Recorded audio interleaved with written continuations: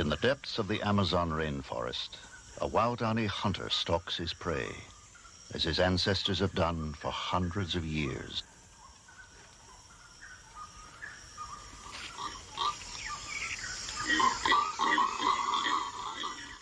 His blowgun poised, a quiver of poisoned darts close at hand, he gazes into the densely interwoven layer of branches that forms the canopy.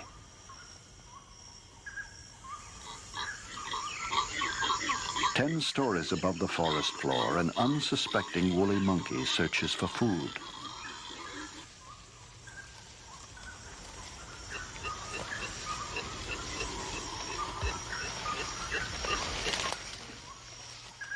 The hunter quickly prepares a poisoned dart while carefully watching his prey above.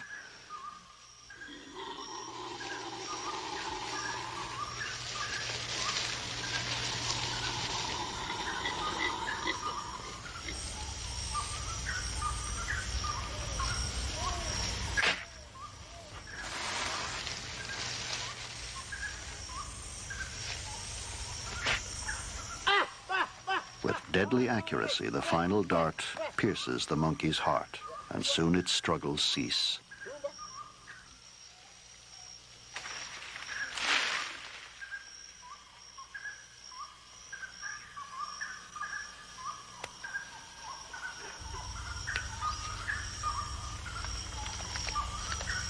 Armed with primitive weapons, the Waodani hunter relies on extraordinary skill and cunning to harvest the bounty of the forest. His knowledge of the jungle and its creatures is legendary.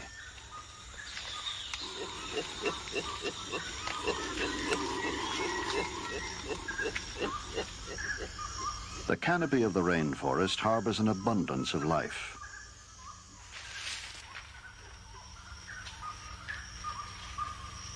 A squirrel monkey enjoys a succulent leaf, while the marmoset attentively grooms its mate. And a scarlet macaw feeds on berries. Virtually hidden from the hunter in this self-contained world of interlocking foliage, these tree-dwelling creatures are the constant prey of the Waodani, the nomads of the rainforest.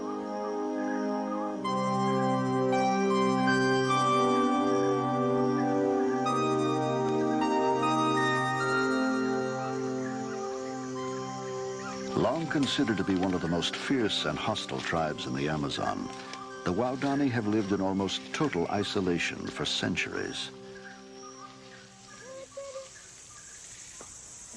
The secrets of the Waodani's beliefs, traditions, and nomadic existence have, until recently, remained a mystery to the outside world.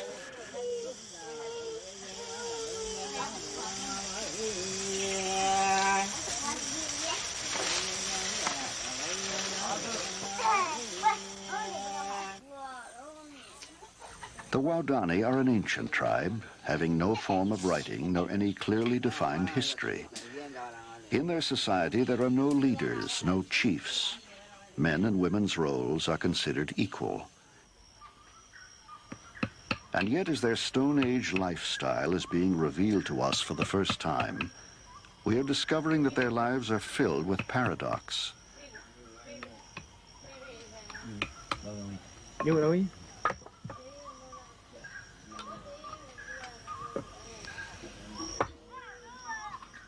Taught to function effectively as individuals, they demonstrate an extraordinary sense of cooperation. And while historically hostile to those outside the family group, life within it is peaceful and harmonious. Children are gently accorded the same freedoms as adults and are encouraged to participate in the important rituals of the tribe. As one of the few remaining Stone Age cultures in the world, the Waodani represent a unique living link to our distant past.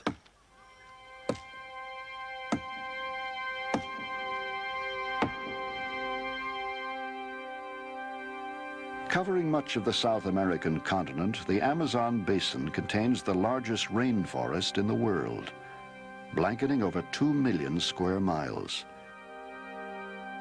In Ecuador, near the headwaters of the Amazon, the small Waodani tribe can be found. Their traditional territory, covering more than 8,000 square miles, is bordered in the north by the Napo River and in the south by the Curaray.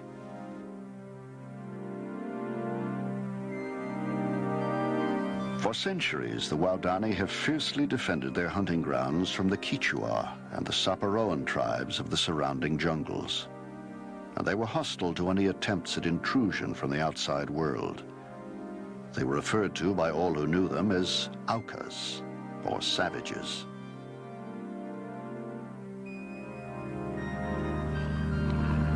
In 1956, their isolation was broken. 5 American missionaries flew deep into Waodani territory, hoping to make peaceful contact with them. On Tuesday, January 3rd, they landed on the banks of the Curaray River. Within a few days, 3 Indians emerged from the undergrowth, a man and 2 women. After exchanging some gifts, they sat down together and had lively conversations, without understanding one another at all. The encounter, which appeared friendly at first, suddenly ended in tragedy. All 5 missionaries were brutally slain by Auca spears.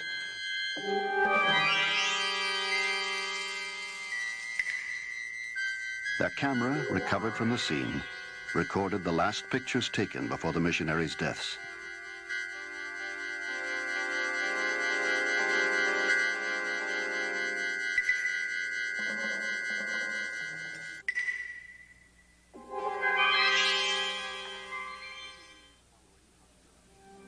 In the years following, hostilities slowly waned. 2 Waodani women were taken in by missionaries who learned from them elements of their unique language. Tenuous friendships were formed and trade goods exchanged. Waodani fears and suspicions gradually disappeared. They were given metal pots, beads, and clothing, and eventually their lifestyle changed as they learned to adapt to the ways of the modern world.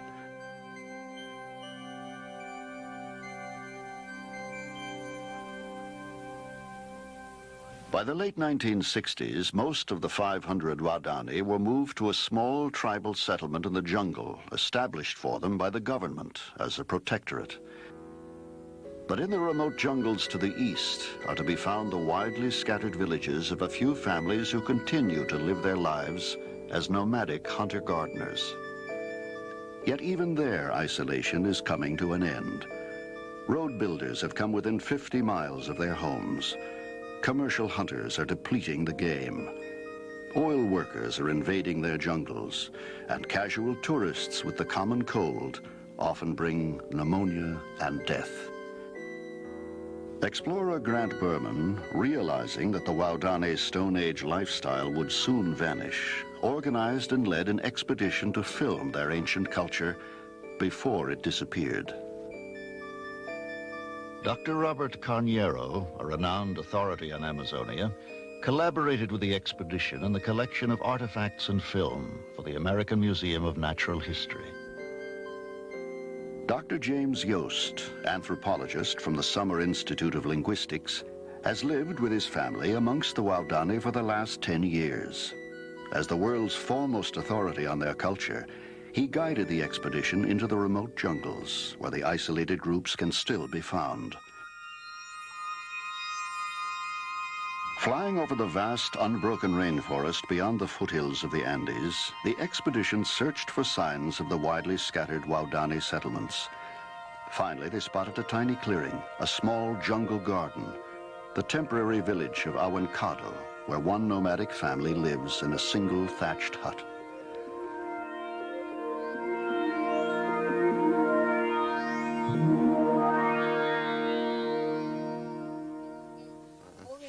Boogie.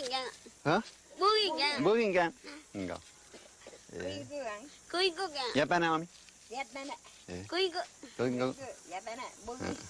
The Waodani are linguistically unique.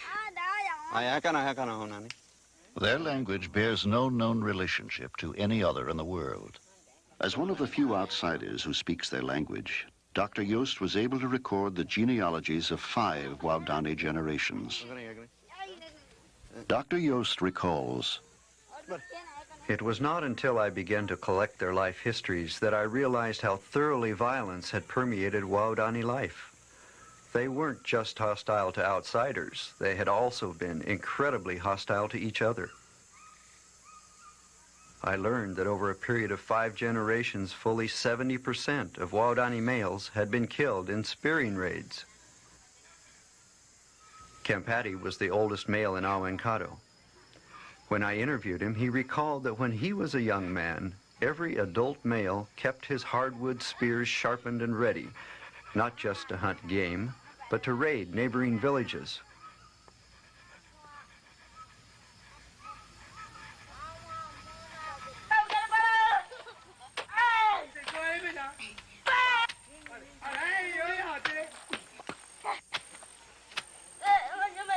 At an early age, boys were encouraged to be aggressive and to play spearing games with termite nests.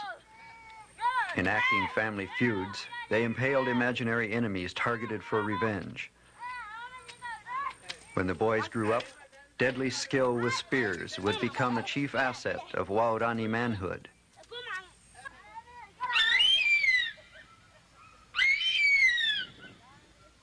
A fierce pet harpy eagle was often tethered nearby. With its acute hearing, it served as a sentry and would scream a warning at the stealthy approach of enemies. spearing raids have been a brutal reality in Waodani life. The family histories were filled with terrifying memories. It was not until the Waodani understood the message brought by the missionaries that they were able to cease hostilities. Sporadic contact with those living in the protectorate convinced the Waodani still scattered throughout the jungle that indeed the reign of terror had ended.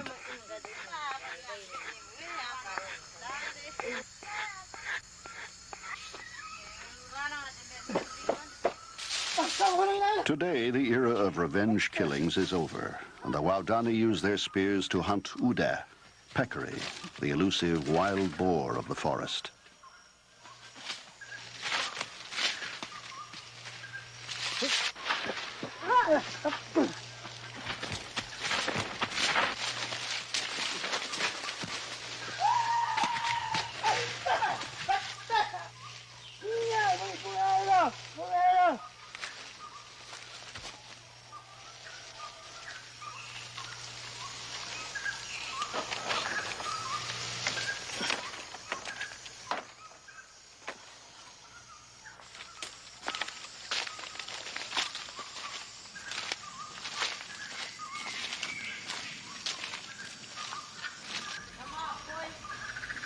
Nyama's success in the forest today has brought in 60 pounds of meat, and it will be shared equally tonight by everyone in the village.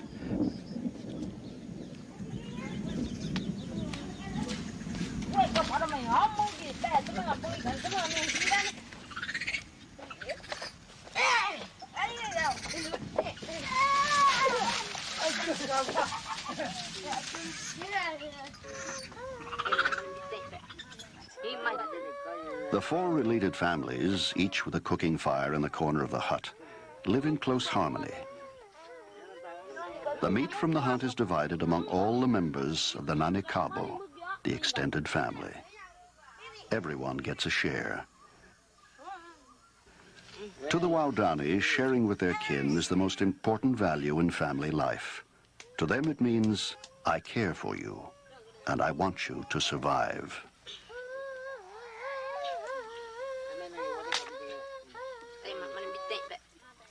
Waodani men enjoy no special status in the family. There is no family hierarchy.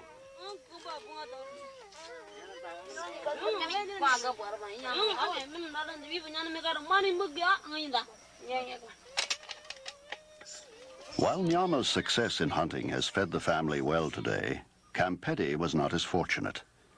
He captivates the family with a story.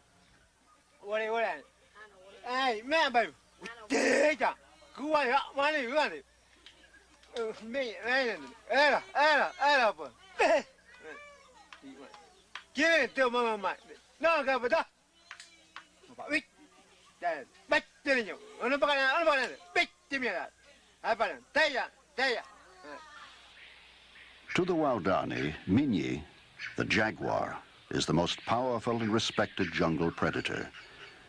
But to Kempedi, it is also a mysterious spiritual force, Bagai, the haunting embodiment of a dead ancestor.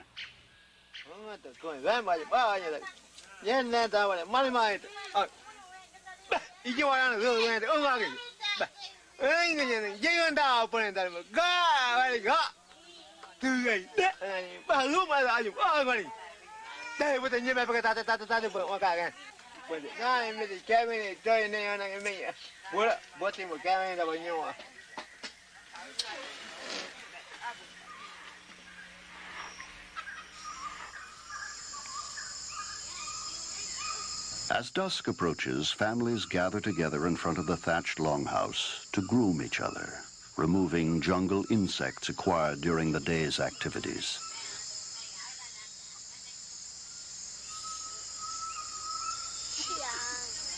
A simple necessity of jungle living becomes for the Waodani a warm and welcome family ritual, symbolizing mutual dependence and anticipated with pleasure by all at the end of each day.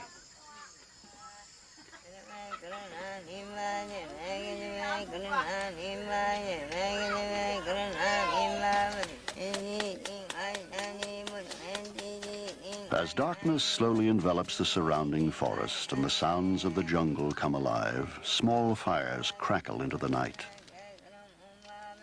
Weka reflects on the adventures of her day, while Minyemu repeats an ancient chant.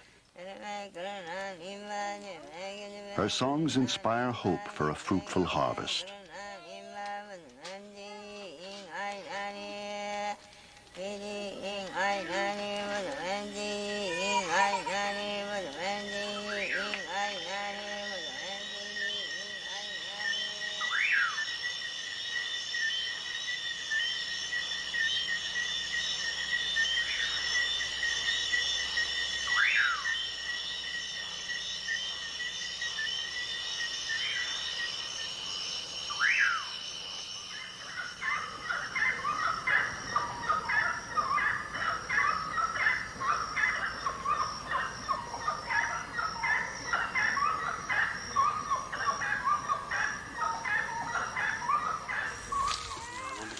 As they grow up, young children have few responsibilities, but if they own a pet, they are expected to care for it.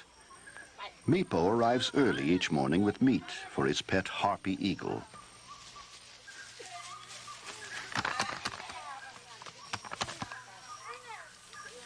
The voracious harpy keeps Mipo busy.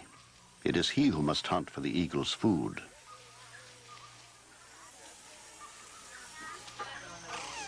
The children grow up with no formal education.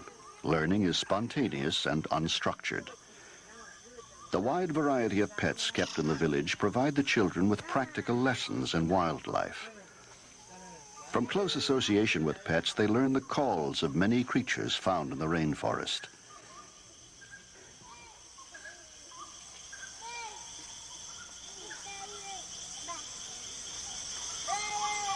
The children's senses will become so acute that eventually they will be able to detect some species from the smell of urine dripping on the leaves up to 40 feet away in the jungle.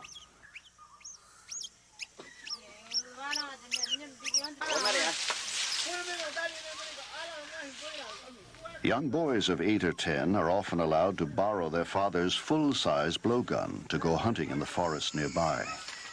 Their frequent forays into the jungle test and strengthen their bodies and sharpen their eyes and ears. Mika,